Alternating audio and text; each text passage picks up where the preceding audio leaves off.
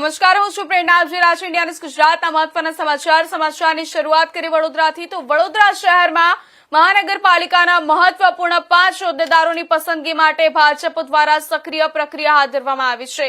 કમલમ કાર્યાલય ખાતે આજથી સાયન્સ પ્રક્રિયાની શરૂઆત કરવામાં આવી છે, જેમાં પ્રદેશ સ્તરના આગેવાનો શહેરના ચૂંટાયેલા પ્રતિનિધિઓ અને કાર્યકરો પાસેથી અભિપ્રાય મેળવી રહ્યા છે. આ પ્રક્રિયામાં દુષ્યંત પંડ્યા, માયાબેન કોડનાણી અને પ્રજ્ઞેશભાઈ બ્રહ્મભટ્ટ જેવા આગેવાનો હાજર રહીને વિવિધ હોદ્દાઓ માટે યોગ્ય ઉમેદવારો અંગે ચર્ચા કરી રહ્યા છે. મહાનગરપાલિકામાં મેયર, ડેપ્યુટી મેયર, સ્થાયી સમિતિ અધ્યક્ષ, દંડક અને પક્ષના નેતા જેવા મહત્વપૂર્ણ હોદ્દાઓ માટે ઉમેદવારોની પસંદગી થવાની છે.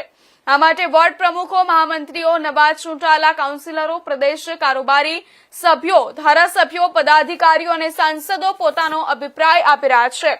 સંસ્કારી નગરી વડોદરાને હવે ટૂંક સમયમાં નવા નેતૃત્વનો ચહેરો મળશે અને મહાનગરપાલિકાના શાસનમાં નવી દિશા જોવા મળશે તેવી શક્યતા વ્યક્ત કરવામાં આવી રહી છે.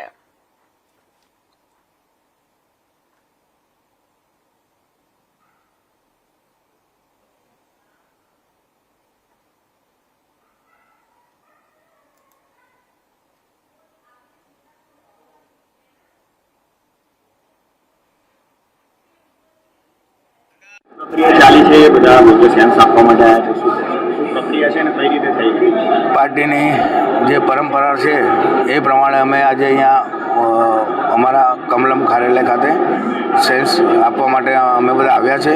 પ્રમુખ મહામંત્રીની સેન્સ પહેલાં લેવાઈ ગઈ છે. હવે અમારા સૌ કાઉન્સિલરનો વારો આવ્યો છે. દરેક કાઉન્સિલર વોર્ડ વાઇઝ અમે લોકો અંદર સેન્સ આપવા માટે જઈ રહ્યા છે અને પાર્ટીનો જે હુકમ છે એ સરાખો પર છે.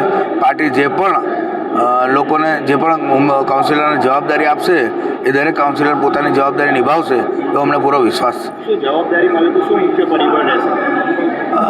જેને જે જવાબદારી પાર્ટી આપશે એમાં પ્રજાના હિત માટે જે પણ કાર્ય કરવામાં જરૂરત લાગશે એ બધા જ કાર્ય પરિપૂર્ણ કરશે.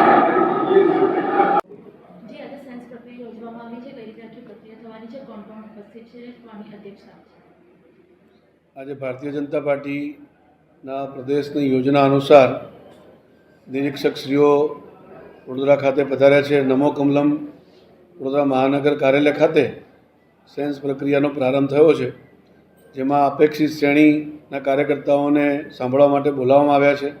જેમાં વોર્ડ પ્રમુખ, મહામંત્રી શ્રી, જનપ્રતિનિધિઓ જે હમણાં ચૂંટાયા છે તાજેતરમાં એમણે પણ બોલાવ્યા છે. પ્રદેશના હોદ્દેદારો જે મહાનગરમાં રહે છે, સાથે સાથે સાંસદશ્રી, ધારાસભ્યશ્રી અને સંગઠનની મુખ્ય ટીમ, આ સૌને નિરીક્ષકશ્રીઓ સાંભળવાના છે.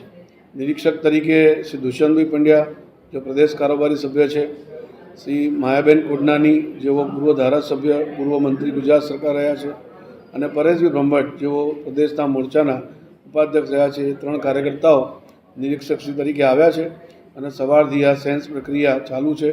સૌને સાંભળવામાં આવે છે. ત્યારબાદ એનો અહેવાલ તૈયાર કરી અને પ્રદેશ પાર્લામેન્ટરી બોર્ડની સમક્ષ એમનો